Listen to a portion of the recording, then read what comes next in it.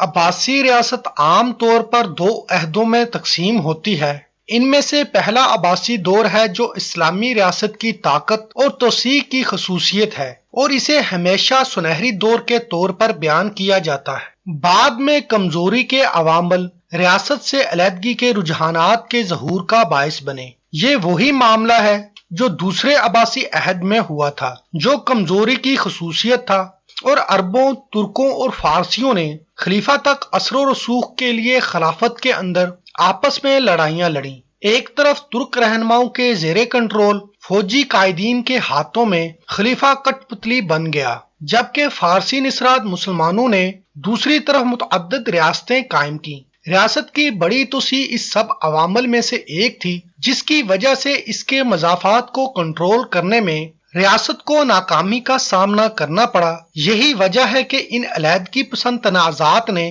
اپنے اپنے ممالک کو قائم کیا۔ اس کے علاوہ خلافت عباسیہ کے آخر میں بھیانک معاشی صورتحال نے لوگوں کے غم و غصے اور اس صورتحال سے نکلنے کے لیے ان علیحدگی پسندوں کی مدد کی۔ محقق مہا الخلیفہ کی رائے کے مطابق، جو سفاری ریاست کی تاریخ میں تحقیق کے مصنف ہیں، ان کا ماننا ہے کہ جبکہ اسلامی مغرب ممالک کو عباسی ریاست سے مکمل طور پر علیحدگی کی طرف راغب کیا گیا تھا، مشرق کے ممالک عموماً ریاست کے ماتحت ہوتے تھے اور ممبروں پر خلیفہ کے نام کا خطبہ دیا جاتا تھا اور خلافت کے جسم سے روحانی طور پر جدا نہیں ہوتے تھے۔ آج ہم ان ممالک میں سے ایک کا جائزہ لیتے ہیں۔ سفاری سلطنت جو سیستان کے علاقے میں قائم کی گئی تھی، جس کا ایک حصہ ایران میں واقع ہے اور دوسرا حصہ موجودہ افغانستان میں، جسے سیستان بھی کہا جاتا ہے، اور اس سلطنت کا وجود تقریباً نصف صدی تک رہا۔ سن 844 میں صوبہ خراساں میں متوحہ کے نام سے ایک تحریک سامنے آئی۔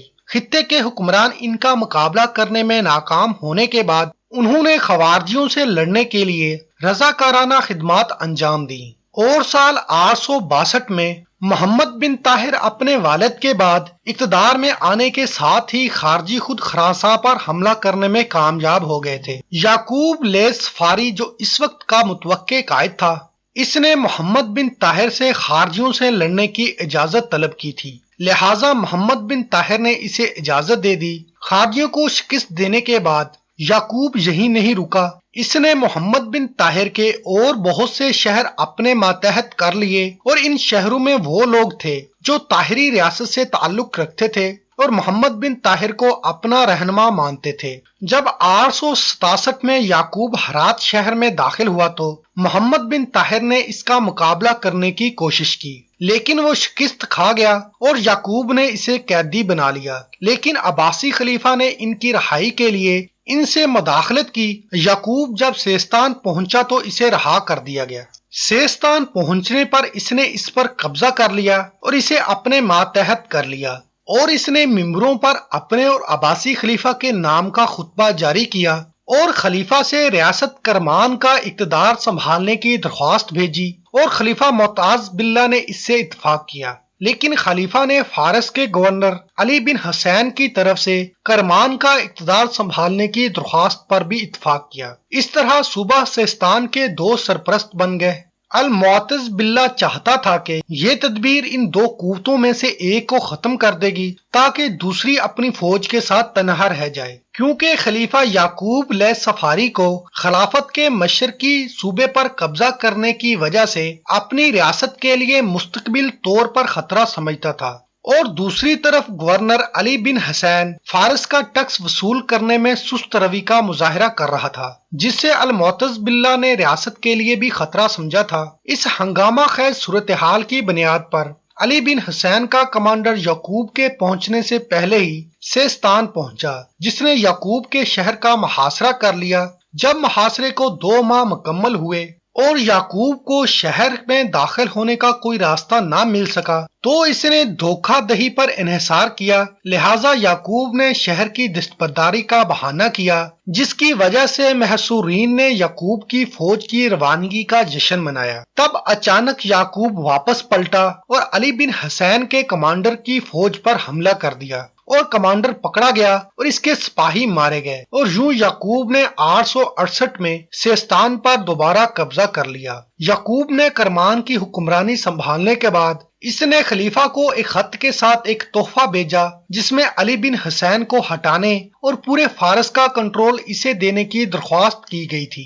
اور یعقوب نے ہر سال فارس کو ٹیکس ادا کرنے کا وعدہ بھی کیا تھا۔ اس پیغام کے بعد یعقوب فارس چلا گیا اور علی بن حسین شیراز کی طرف روانہ ہوا اور ایک پہاڑ اور ندی کے درمیان واقع اسٹریٹجک مقام کا کنٹرول سنبھال لیا۔ اسے صرف آبنائے کے راستے سے ہی پار کیا جا سکتا تھا، اس میں سے صرف ایک شخص ہی گزر سکتا تھا۔ جب یعقوب کو اس بات کا علم ہوا، وہ بھی علی بن حسین کے لشکر کی طرف روانہ ہوا۔ یعقوب نے اپنے فوجیوں کو حکم دیا کہ بھاری بھرکم ہر چیز کو چھوڑ دیں اور گھوڑوں کے ساتھ دریا عبور کریں۔ یعقوب ایک بہترین رہنما تھا۔ صورتحال بدل گئی اور یعقوب علی بن حسین کی فوج پر حملہ کرنے میں کامیاب رہا، یہاں تک کہ اس نے اسے گرفتار کر لیا۔ یعقوب نے علی بن حسین کو اس کے پاس موجودہ رقم اور قیمتی سامان کا مقام ظاہر کرنے کے لیے تشدد کا نشانہ بنایا، جس کی وجہ سے یعقوب نے بہت زیادہ پیسہ حاصل کیا۔ جنگ کے بعد یعقوب نے خلیفہ کو قیمتی تحائف کا گلدستہ بھیجا، لیکن اسی دوران اس نے حالات سے فائدہ اٹھایا۔ چونکہ عباسی خلیفہ زنج بغاوت کا مقابلہ کر رہا تھا، یعقوب نے کابل کا رخ کیا اور اس کے بادشاہ کو اپنی گرفت میں لے لیا، اور اس وقت خلیفہ متعمد نے اقتدار سنبھال لیا تھا، لہٰذا یعقوب نے بتوں کا ایک گروپ ان ممالک کی کافر مذہب کے ثبوت کے طور پر خلیفہ کو بھیجا، جس پر اس نے قبضہ کر لیا تھا۔ سن 870 سے لے کر 873 تک یعقوب نے بہت سارے شہروں پر قبضہ کر کے اپنی ریاست کی وسعت کا آغاز کیا، اور اس وقت خراساں میں صرف کچھ علاقے ہی باقی تھے جو خراساں کے حکمران محمد بن طاہر کے پاس تھے، جس نے نیشاپور کو اپنا دارالحکومت بنا لیا تھا۔ لہٰذا یعقوب نے باقی علاقوں پر قبضہ کر کے طاہری ریاست کو مکمل طور پر ختم کرنے کا فیصلہ کیا، اور وہ 873 میں نیشاپور میں داخل ہوا، لیکن خلیفہ نے اس کی کارروائی کو قبول نہیں کیا اور اسے وہاں سے چلے جانے کا حکم دیا،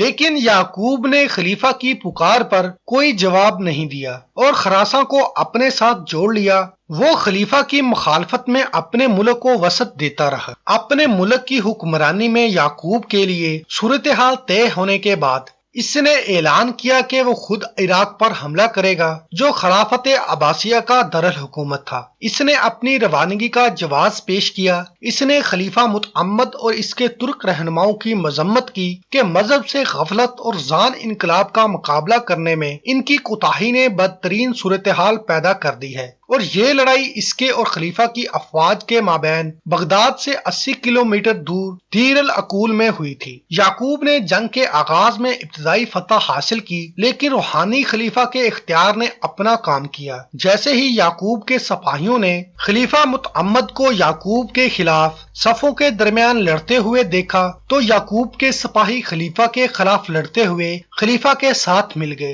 اور فتح ایک کرشنگ شکست میں بدل گئی۔ یعقوب 3 افراد کے ہاتھوں شدید زخمی ہو گیا اور لڑائی روک دی گئی۔ اس کے بہت سے قریبی ساتھی ہلاک ہو گئے تھے اور وہ اپنے باقی ساتھیوں کے ساتھ فرار ہونے میں کامیاب ہو گیا۔ اس کے بعد خلافت نے سفاری حکمرانی کو مکمل طور پر ختم کرنے کی کوشش کی۔ خلیفہ متعمد نے ایک فرمان جاری کیا جس میں محمد بن طاہر کی تقرری کی گئی تھی۔ اسے دیر الاکول کی جنگ کے دوران رہا کیا گیا تھا، تاہم اس سے یعقوب پسپائی اختیار نہیں کر سکا، کیونکہ محمد بن طاہر نے باقاعدہ طور پر سوائے ریاست خراساں کی ذمہ داری قبول نہیں کی تھی، کیونکہ اس نے رہائی کے بعد مرنے تک بغداد نہیں چھوڑا تھا، اور یعقوب نے فارس کی حکمرانی پر اپنا اقتدار مستحکم کیا اور اپنے نام کے سکے جاری کروائے۔ دریں اثنا زنج انقلاب کے رہنما نے یعقوب کو بغداد پر حملہ کرنے کے لیے واپس آنے کی ترغیب دی اور اس کی مدد کا وعدہ کیا۔ یعقوب نے اسے ایک پیغام بھیجا: